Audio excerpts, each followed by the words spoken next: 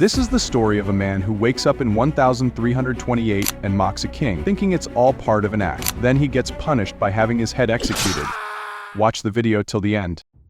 At a theme park called Medieval World in Los Angeles, Jamal, an employee, gets punished for talking back to his boss and is sent to clean the ditch. While doing his job, he and a coworker start goofing around with swords, imagining how much better it would be to work at Castle World, a rival park that's about to open. As they mess around, Jamal notices something shiny in the ditch, a gold medallion. Thinking it's valuable, he reaches into the water to grab it, but the medallion suddenly starts glowing and pulls him into the ditch. When Jamal comes up for air, he's no longer in the ditch but in a strange lake. Confused, he swims to the shore and meets a drunk man named Nolte. Seeing Nolte's old-fashioned clothes and the unfamiliar surroundings, Jamal assumes he's somehow ended up at Castle World, but then Colt passes out, and when Jamal tries to help, he notices Nolte isn't breathing. As he prepares to give him CPR, Jamal hesitates because Nolte's breath smells terrible. Instead, Jamal sprays breath freshener in Nolte's mouth, and it immediately wakes him up. Grateful, Nolte claims Jamal saved his life and takes him back to his camp. However, Jamal is grossed out by the dirty camp and even calls Nolte's food roadkill. Nolte mentions that people hate him because he failed the queen, but Jamal doesn't believe him and sarcastically hands him $2 before leaving. Nolte, however, throws the money into the fire. As Jamal walks through the woods, he tries to find a freeway but instead stumbles onto an old farm. Suddenly, Sir Percival and his knights nearly ran him over with their horses. Jamal barely moves out of the way in time and angrily goes after them. Following the knights, he discovers a huge fortress. Still thinking it's Castle World, Jamal tries to enter but is stopped by guards, who ask him where he's from. He replies he's from Florence in Normandy, referring to streets in LA, but the guards mistake him for someone from Normandy and let him inside, saying the king has been expecting him. Inside the fortress, Jamal sees a stinky marketplace and a puppet show about the legend of the Black Knight. His attention is soon caught by Victoria, a chambermaid to the princess. Jamal flirts with her, but she doesn't understand his modern slang. However, when he asks her for paper and her number, she's impressed because it shows he can read and write. Percival doesn't take kindly to this and pulls out his sword, threatening Jamal. Still convinced it's all an act, Jamal isn't scared, but before things can escalate further, the chamberlain Philip arrives and escorts Jamal to see the king. Jamal is taken to the throne room, where he meets King Leo and Princess Regina. King Leo asks Jamal when the Duke of Normandy will arrive to marry Gina, assuming Jamal is a messenger from Normandy. Thinking he's part of some improv show, Jamal casually says Tuesday. Regina, who is unhappy with her arranged marriage, doesn't like the news, but King Leo is pleased and promises to send Jamal back to town after he rests. Philip then gives Jamal a tour of the castle, and Jamal stops by a medieval-style bathroom to relieve himself. However, Jamal finds it so disgusting that he can't go. As he leaves, he notices people rushing outside, and Philip explains they're going to watch the execution of a rebel leader. Thinking this is part of the entertainment, Jamal joins the crowd and even grabs the head after it's chopped off, impressed by how realistic it looks. But when he realizes it's a real head, he faints. Jamal wakes up later in his room, where Victoria is taking care of him. Freaked out by the execution and realizing it's all real, Jamal panics. His stress only gets worse when Victoria tells him the year is 1328, confirming that he's traveled back in time. Victoria reveals that the medallion is a symbol of the rebellion, and she wants Jamal to help her kill King Leo. She explains that Leo murdered the previous king to steal the throne, and the kingdom rightfully belongs to the widowed queen. All the rebels who had tried before were beheaded, and their heads were placed on spikes outside as a warning. Seeing this, Jamal gets scared and wants to escape, but just then, Philip shows up and tells Jamal his ride is ready. Expecting a car, Jamal is surprised to find it's a horse. Since he doesn't know how to ride a horse, he pretends he's not only a messenger but also a court jester to cover up his lack of skills. When Jamal tries to ride the horse, it causes him a lot of trouble, throwing him off and dragging him around. Everyone finds it hilarious, thinking it's part of his jester act. Leo offers Jamal a ride with him, but Jamal continues to struggle, making Leo believe that Jamal is just really committed to his performance. Later at the castle, Victoria tends to Jamal's injuries, but he panics when he realizes she's using leeches for treatment. He pulls them all off in horror and tells Victoria that he needs to return to the lake where he met Nolte. Victoria is shocked because Nolte is supposed to be dead. Before they can talk more, Philip interrupts, saying the king has invited Jamal to a banquet that night. Jamal doesn't want to go, but Victoria reminds him about the heads on spikes, making him quickly change his mind. At the banquet, Jamal is grossed out by Leo's table manners, but he must act like he's enjoying everything to avoid trouble. Leo then asks Jamal to dance, having heard that Normans are great dancers. Jamal awkwardly tries some traditional moves to medieval music, but it looks silly, so he switches things up. He teaches the court musicians a modern tune and starts dancing to it. Though awkward at first, everyone eventually joins in, and soon the whole room is dancing to dance to the music. While everyone is having fun, Victoria gives some bread to two servants. Meanwhile, the king starts dancing too, and while he's distracted, Jamal runs to the balcony, with Percival chasing him. At the same time, the two servants approach the king with bread that has knives hidden inside. Just as they're about to stab Leo, Jamal swings down from the balcony using some drapes and accidentally kicks the king out of harm's way. The guards quickly arrest the servants, and Leo angrily scolds Percival for not protecting him. He then declares Jamal a hero and appoints him as a lord in charge of his security, even giving him 60 hectares of land. The next day, Jamal attends a court meeting with new ideas like frappuccinos and fast food restaurants, complete with stylish uniforms for the employees. Later, he plays chess with Percival, who makes a suspicious comment about how sometimes the queen must be sacrificed for the good of the kingdom. Jamal finds this odd but moves on. Later, he's called to deal with a security matter. A man has been caught stealing a turnip from the castle's garden to feed his starving family. Leo orders Jamal to execute the thief, and Jamal laughs, thinking it's a joke, until he realizes Leo is serious. To keep up his cover, Jamal yells at the thief and leads him away, but once they're out of sight, he secretly gives the man some money and lets him go. The next morning, the real messenger from Normandy arrives, revealing the truth about Jamal. Leo and Percival angrily rush into Jamal's room. The messenger sees what happened and tells Leo that the Duke won't want to marry Regina anymore. Jamal is then locked in a cage, awaiting execution in the dungeon. There, he meets the two servant assassins from the banquet, who used to be angry with him for ruining their plan. Now, however, they think he's a genius for messing up Leo's deal with Normandy, which weakens the king. They also tell him about the legend of the Black Knight, a famous warrior who never served any king and was only loyal to justice. According to the legend, a dragon swallowed the Black Knight, but he fought his way out and gained the power to breathe fire. Later, when Jamal is taken out to be executed, he tries to save himself by pretending to be a sorcerer. He pulls out a lighter and attempts to frighten the crowd with fire, but they're unimpressed because they're familiar with it. Just as Jamal's head is placed on the chopping block, the executioner starts choking on an apple, and the villagers think Jamal has cast a deadly spell. Playing along, Jamal helps the executioner by performing the Heimlich maneuver until the apple is dislodged, claiming he used magic to save him. Terrified, the crowd watches as Jamal then boasts that he can make the sun fall from the sky. Right at that moment, a flaming arrow hits the king's tent, sending everyone into a panic. But Percival, seeing through Jamal's trick, orders the guards to capture him. Amidst the chaos caused by the flaming arrows, Victoria sneaks in and helps Jamal, and the two assassins escape on a cart. Unfortunately, Jamal falls off when the horse bolts, and Percival orders the guards to shut the gate. Jamal manages to knock down a guard and escape just in time. As the guards shoot arrows at him,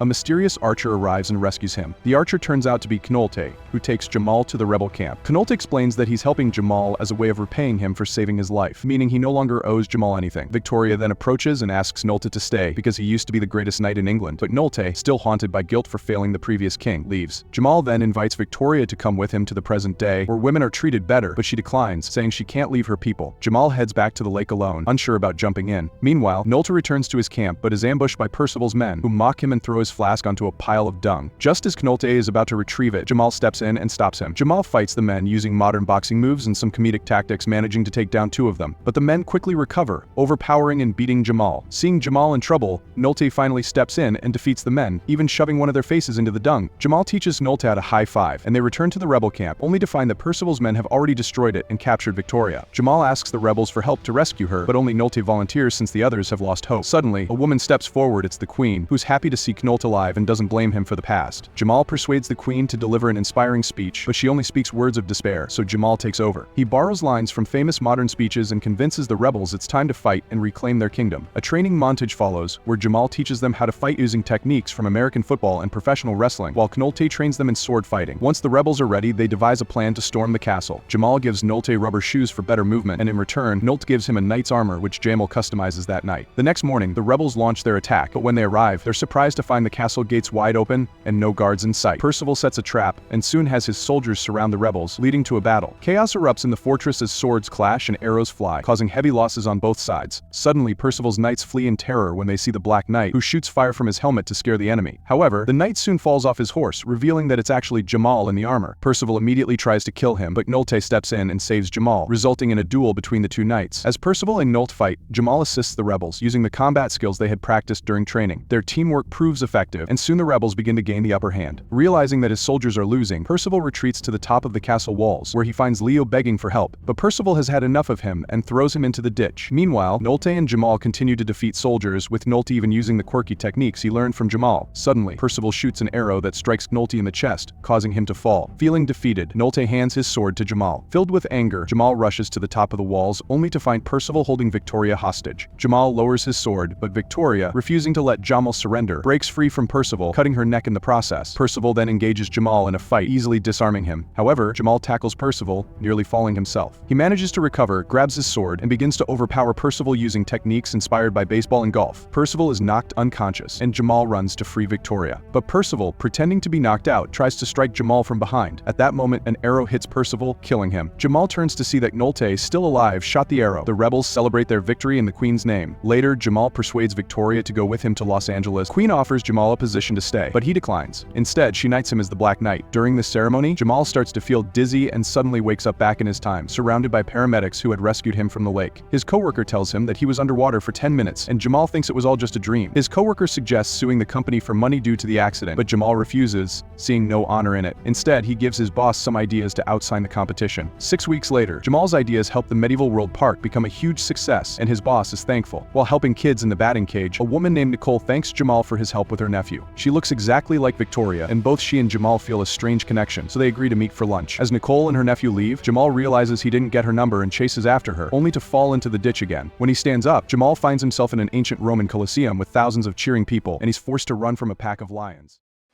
Subscribe for popcorn. We are racing towards 500 subscribers.